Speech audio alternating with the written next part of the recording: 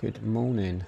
Here we have the DJI Remote Control 3, which looks grey and horrible, so we're going to make it look something special with wrap grade wrapping stickers, which I purchased myself from Amazon. Yes. Nice green skulls. Here we go. Let's do this. Okay, got a little bit excited here and thought I'd just crack straight on. However, we do need to wipe down the actual control with some isopropanol. So yep, stick that back on there, thank you very much.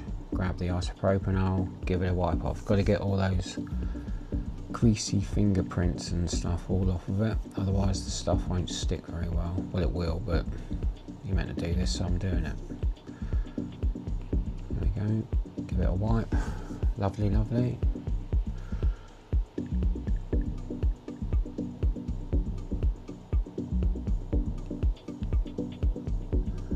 Right, that's nearly all done. So now we can put stickers on.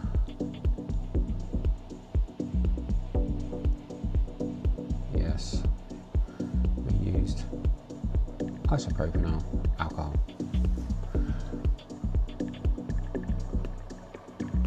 So the instructions that come with it show you what pieces you need to stick where and when, so you can get the overlaps right and everything, which is what we're doing now.